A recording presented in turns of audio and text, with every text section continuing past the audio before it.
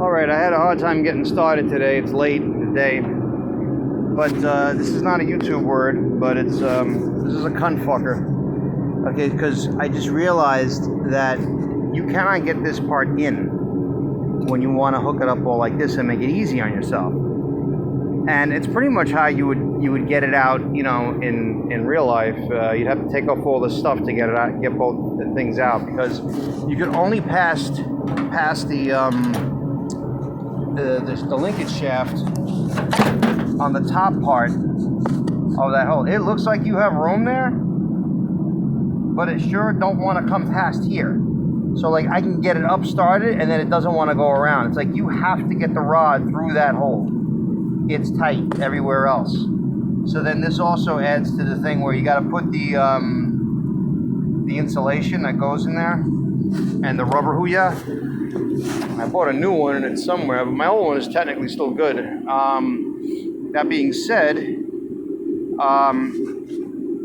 because there's less need to paint this part, I might just do it that way.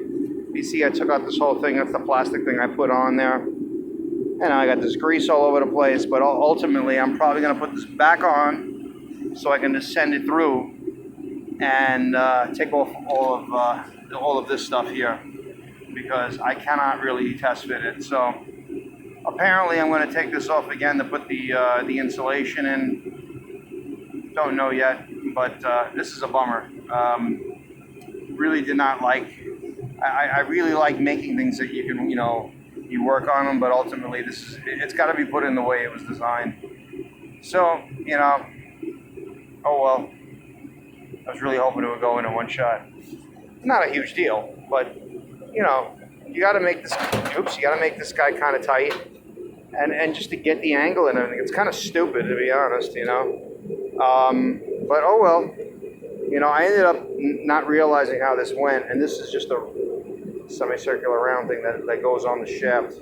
I thought it was going with that, and I was like, what the heck? There's a flat spot there, and I thought I welded it wrong, but that's not the case. Anyway, so then you got to put all these stupid clips in the car as opposed to putting it. I could say I'm putting one.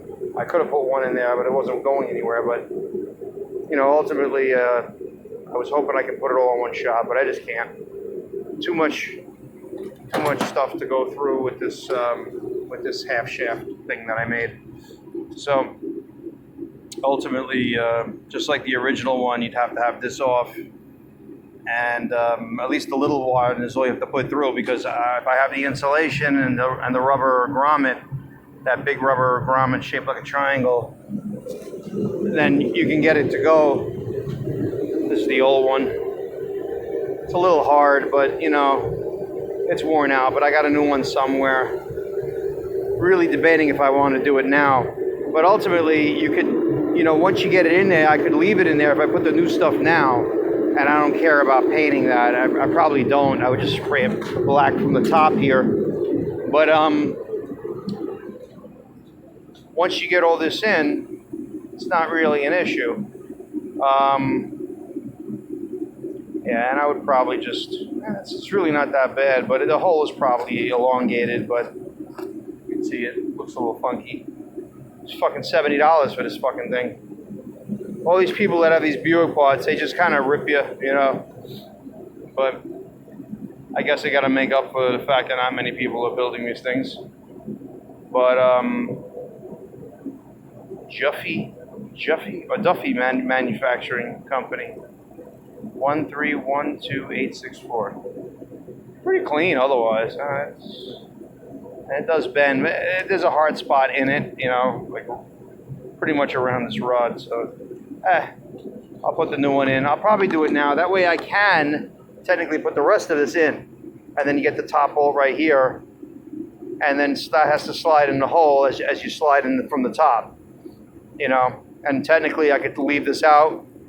I could take it off here if I really had to, but it's probably not, an issue.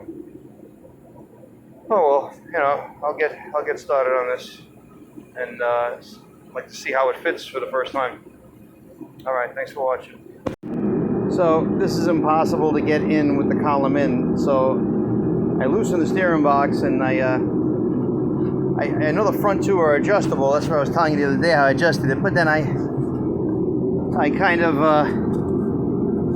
unscrewed one that I thought I didn't unscrew all the way. I was hoping to hold it by one, and when I unbolted the third one, it was like, oops. Lots of fun. All right, I'll get it back up there. All right, so what a sucky thing that happened. I could have left it alone. I was trying not to break the leather here because it's just so hard and crumbly. But I mean, if I ever wanted to duplicate it, I have something to duplicate it with. But I was just gonna leave it. So I'm like, there's only one way it goes as far as, you know, this way or this way. Okay, put the light on. And you know, it can't go like that. The angle, you know, would put the pipe up. But I tried on the back side, and I'm like, it seems like the front side. And you can see that there's a little line there. But then, you know, I guess it's slightly different than this.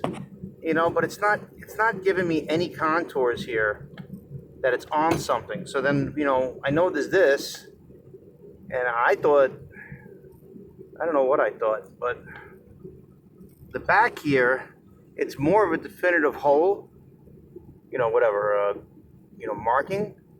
I mean, that was on metal. So I'm like, and then you can see how this guy over here, see that mark right there. So I was under the impression this was on the inside anyway, but I really felt the other one was on the outside. You know, and I would think it would go more like this. You know, I didn't pay attention to stuff because usually it only goes one way, and it pretty much does. But I could have done it from here if I just broke the fucking thing. And apparently I just said, okay, it's rigid. It was coming down with everything. And I'm like, man, this is not going on. So apparently the insulation is first, and then this.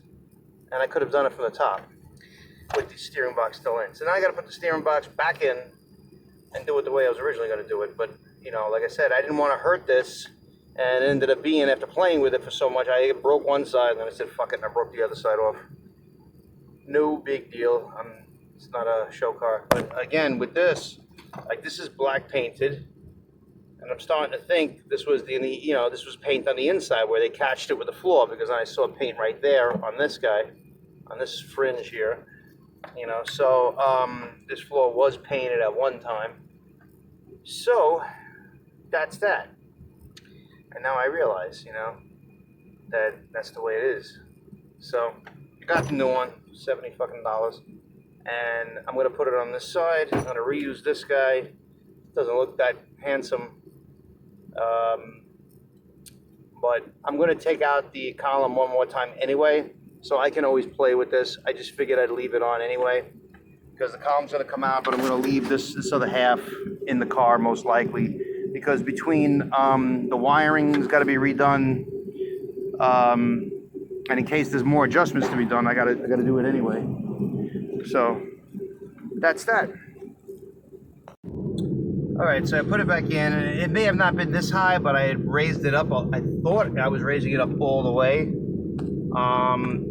So now that I put it back in, I realize there's no room for the rod. And if you remember before, I was saying that it didn't actually sit flush up here. So I'm hoping with the geometry and everything I can get this right, but I have to leave it loose for now between getting on the rubber seal and for getting it in. I think I'm going to bolt it all up first and then tighten the steering box. So I'm going to loosen up the box again and let it hang. There's quite a bit of an adjustment. And you can see it's also kissing that side, and there was maybe one shim, but like a very thin shim might actually move it this way. So that's the other thing I got to watch out for. So ultimately, I think bolting it in will kind of guide it, and I'll be able to see how much shimming I have to do. But I'm probably going to have to use like a GM style, you know, 70s and 80s GM style, you know, like a wheel alignment shim, because the shim that was there was like a peanut, you know, very small.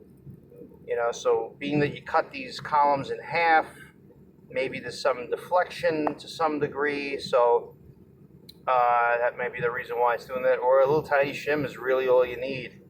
I don't know how. I guess, yeah, the front one, the pivot bolt in the front, if you did that, it might swing it the other way, but That's quite a lot to ask for, you know. So I'm hoping it's just a matter of kind of loosening it and then retightening it. Not quite sure yet, but I'll figure it out. So that's loosened. So I probably didn't have, I didn't have to go nearly up as much. So right there will put me in a good place, I believe, as far as where it is, because like it's also hitting the master cylinder. If I want to use that, by using that top on that master cylinder to have an external filler, I lose a 1/4 inch, you know. Let's see, it's touching right there. I go up like that, but that gives me plenty of room. But the more up I go, the more it wants to go to this side. So there's some issue with that, you know, and it probably has something to do with it being cut, is my feeling. Does it matter that it's close? I mean, it's pushing on the seal, the rubber here, or the insulation. So I don't think that's a big deal as long as everything lines up, you know. I don't really see this as a big deal. You know, I'm taking a design. You know, the guy who designed the car knows more about cars than me or you. So if you take his idea and you mess with it, you usually, you know, you either can't do it or you have consequences, and you learn those consequences as you go. So right now, that would be up higher. This whole insulation piece would be up higher, but this is the way I have to do it. I have to start this way and go down, and I might need a helper in the end to hold the column in a certain way. I'm not 100% sure. You know, it might be able to be done by myself. I'll see. All right.